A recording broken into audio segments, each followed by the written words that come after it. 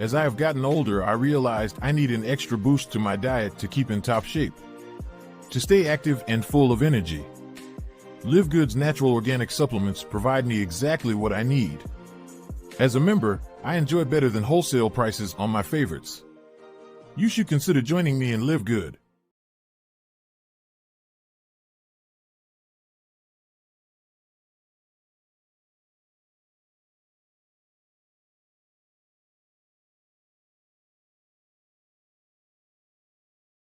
Hello. Hi, everybody. Happy Monday. Yes, Welcome indeed. to our every Monday noon Eastern Zoom. Yeah. So today we are not going to talk about a product, a single product, Yeah. or a health condition. We're going to talk about supplement quality. Quality. Because first of all, I get this question so many times, which I love getting because that means you guys are well aware that there's a lot of jargon out there, a lot of just marketing out there. I don't really want to say false advertising because you can say and advertise how you wish to some extent. To some extent. So a lot of times you're hearing the same things out there. High quality, what else? Well, the things we're going to talk about that matter. Yeah. Okay, sure. So we just want to speak to you guys a little bit about what makes a supplement of quality. Sure. And not just Live Good either, right? Was it? Everybody, yeah, just generally Yeah. speaking, dietary supplements. So you guys know what to look for. Exactly. And we wanted to let you guys know about our Live Good process, about our quality, about our testing. That way you have the knowledge for yourself and you can also share the knowledge to your team. Yeah. And work on that. So Ryan, go ahead. Yeah, I that's know fine. we have a list of questions Sure. that I always get, but Ryan's going to take us off and we'll take any questions that you guys have about supplement quality in our products. So Yeah. So I don't think it's about the money for you guys. I think if you're making the decision to go and buy a dietary supplement, your expectation is that you're getting what you think you are, and hopefully that's a high quality supplement. But that means a lot of different things. And Lisa's right. A lot of companies market differently. You guys, within the last year, I think Amazon, there was a study done where it was like 50% and it was done on immune health.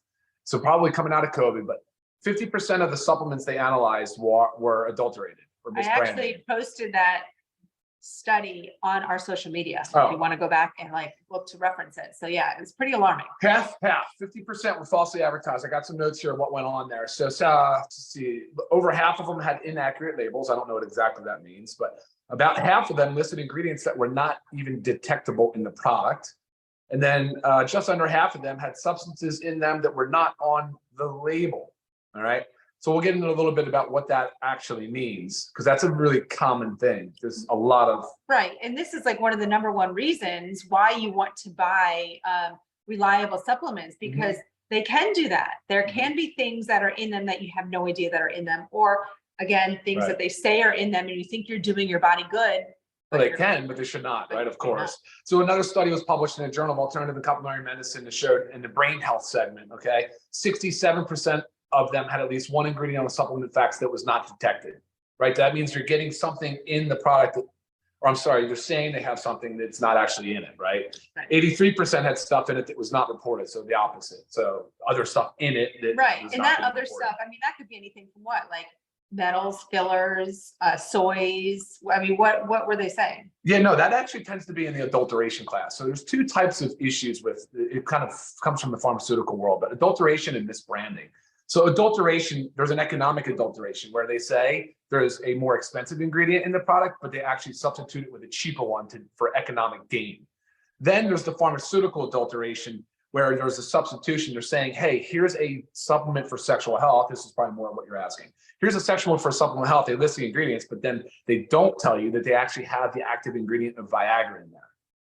And that's a lot. That's super common. That's crazy, right? But so you're actually getting Viagra and you have no idea you are. And the reason why they want to do that is because they want the product to work and so that you buy more. And that's obviously a huge problem, right? So that's adulteration, right? And then misbranding is false labeling or misleading claims. That has a lot to do with your marketing, right? We know that we can't claim to treat, prevent, cure, or mitigate any disease state. That's the key.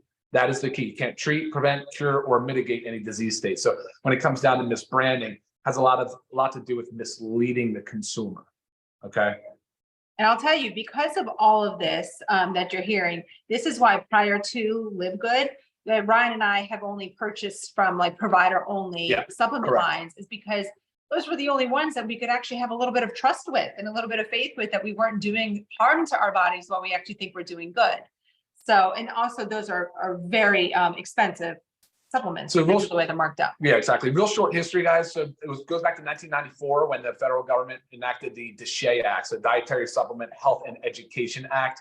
Before that, there wasn't really much regulation, and after that, that regulation kind of laid down the groundwork for the rules that dietary supplement companies need to abide by. Now, obviously, with the internet and the blow up of direct-to-consumer marketing, things have shifted and they really haven't caught up. But most people mistakenly believe that the dietary supplement industry is not regulated, and that's false. It is absolutely regulated by the FDA, but it's just regulated similar to food. And that's why we call it dietary supplements. It's a supplement to your diet. These are ingredients that are found in foods, and they are not regulated to the same extent that you would find in a pharmaceutical, right? And that's a big differentiator. Is there FDA approval, or is that No, all that no, is and that's only all going to be for done only under medication? drugs. Yep, Okay. only under medications, right? It's pharmaceuticals, absolutely. Right. Yeah, that's a common class. So hey, the couple classes, I just want to let you know, a heads up though, if you're using medications in the weight loss category, in the sexual performance category, or the physical performance category, pay attention, because those are the things you want to watch for. Those are the most commonly misbranded or adulterated classes of dietary supplements. So, all right, we're going to stop. We'll take a few questions. Now's a good time just to kind of pause before we go into the Live Good discussion. Lisa, you have anything you want to highlight? I know we get a yes, lot on these this. are again our questions that I get all the time. Go ahead. Are the products third-party tested? Right, that's one thing you want to look for. Third-party testing is, of course, big. What does that mean exactly? It means that you take bias out of the equation and you let a third party analyze it, and we do that. Okay, Yep. awesome.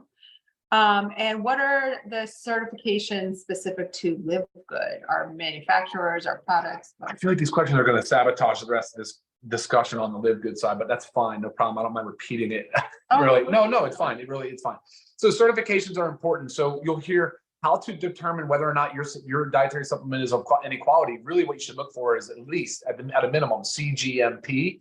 Not every product has a stamp of CGMP. We don't put it on our product, but it is. Everything we do is CGMP. That stands for Current Good Manufacturing Practices. And that is, that's just a quality assurance and quality control program that it's very robust. Right. The stamp is we're working on putting it on the product, website. on the website. Yeah. But I tell you, like, there's so many different stamps that these products have. If we were to put them on the label, I mean, it would It's kind of take a over lot, the label. So they're all going to be on the website. Mhm. It's working on it. Right. Now, CGMP does a lot of different things, and I'm going to dive into that here in a minute, and about Okay. how you go into sourcing and how you determine what testing is done and all of that. But just know that CGMP is at a minimum what you should look for and expect out of a product. Okay. Where'd that go? Yeah, they're there. Yeah. Yeah, we'll talk about sourcing. Sourcing is coming up soon. Okay. So that was. Yeah. What else do you have? Anything? Factor 4 is coming back. We're just out of stock. Soon, a couple of weeks. For sure. Okay, well, yeah, I mean, it's all, the questions are really all relative to Live Good. So if you want to. Sure, that's good. Then, all right, fine, no problem. So I kind of try to break this down into like a flow. So like how the way I look at things. So in my mind, it starts not with sourcing, but ingredient selection. So why do we choose a certain ingredient?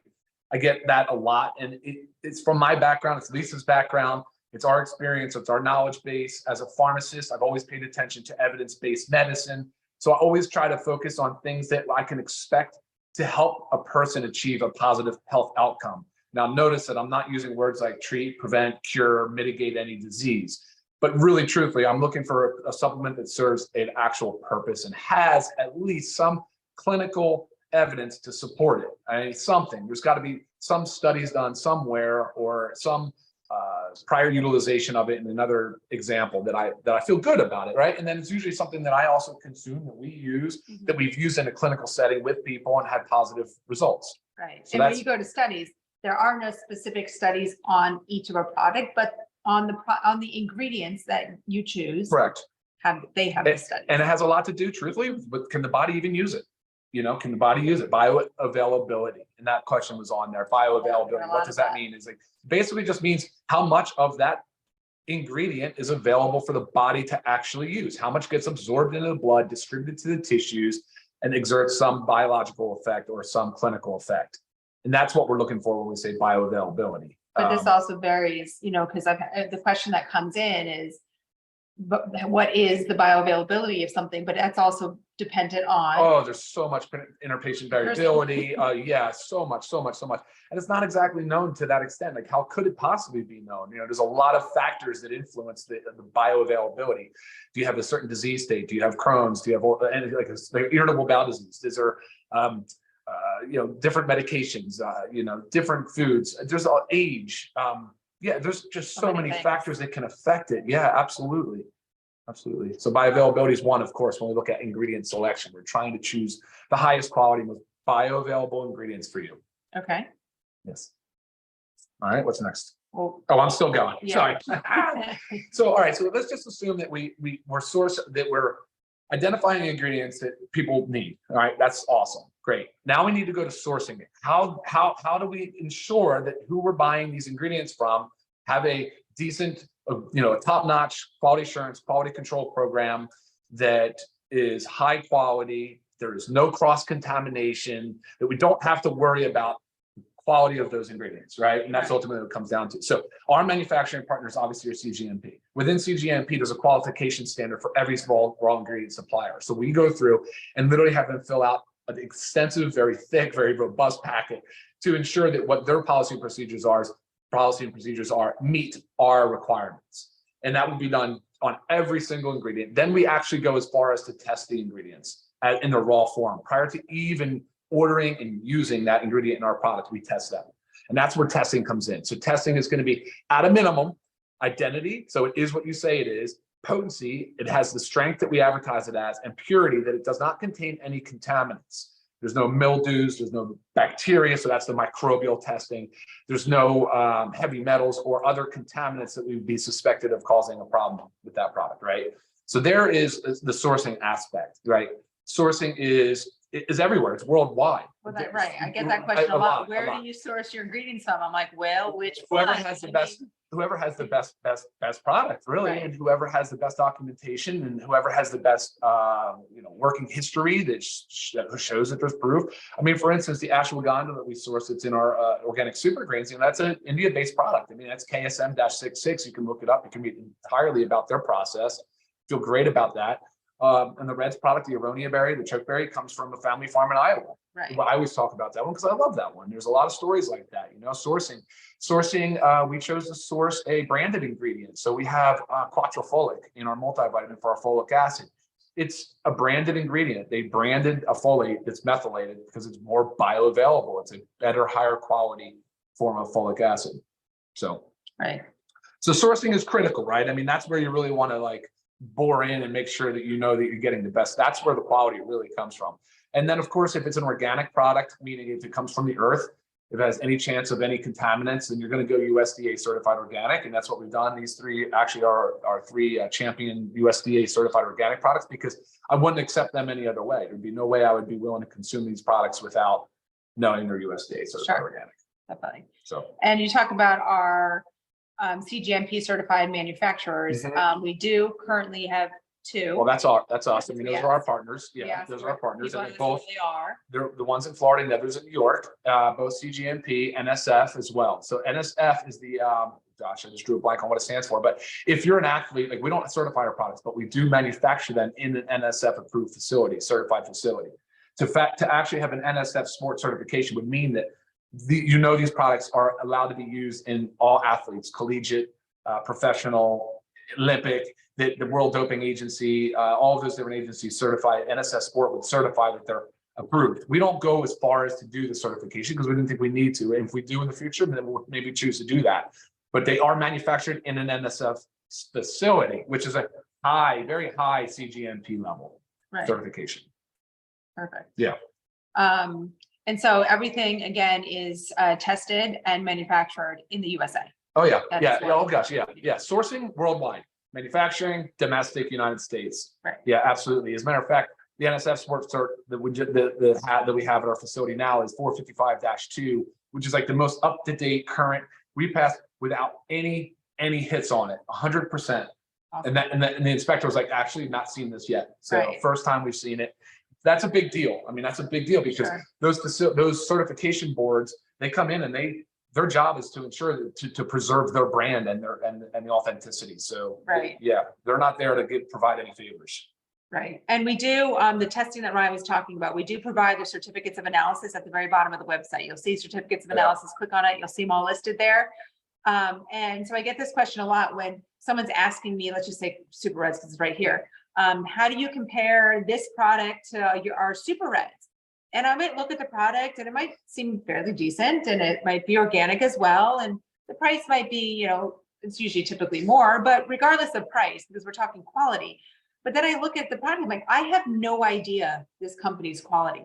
I would never buy a supplement off of Amazon or from GNC or from, it's just, you just don't know enough. And that's the biggest problem. I mean, if they don't provide it to you, then you're investigating, you're digging, and you just have to choose a reliable source. And we're here to help you understand how reliable and transparent we at LiveGood are. So we talked about ingredient selection, we talked about sourcing, we talked about raw ingredient testing, just chatted about manufacturing, the quality, the standards of the facility. And then it goes into finished product. So then your finished product comes out, whether it's a capsule or a powder, whatever it might be, we then test that again. So it goes into quarantine, it stays there until, again, identity, potency, purity, microbials, heavy metals, like we're doing finished product testing. Right. And then we move to fulfillment and distribution and storage. Right. So, which is also, guys, a big deal. Like where you store your product, where your products are stored is a big deal. It has to be in climate control. Like you'll hear me say, like, don't ever store your stuff in the shower or in the bathroom because of that heat and humidity can increase the degradation rate of your active ingredients. So make sure that you store them in a cool, dry place. Right. And our warehouse where we do our storage is in Florida. Yep. Yeah. And climate control. Yeah, I was going to say, obviously in climate control because Florida wouldn't be the ideal place for that. Right. Exactly. It's getting hot. Yeah. It's getting hot now.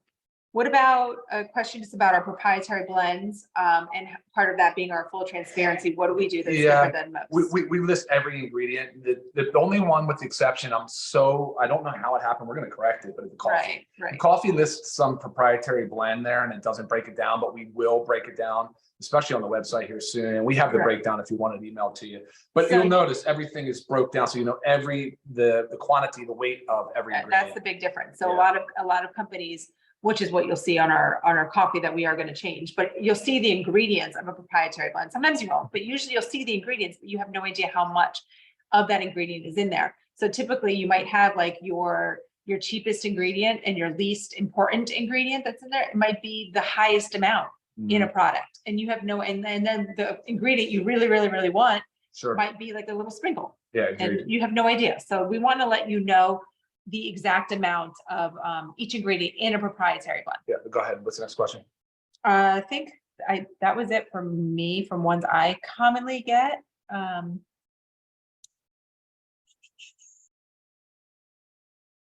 Keep going.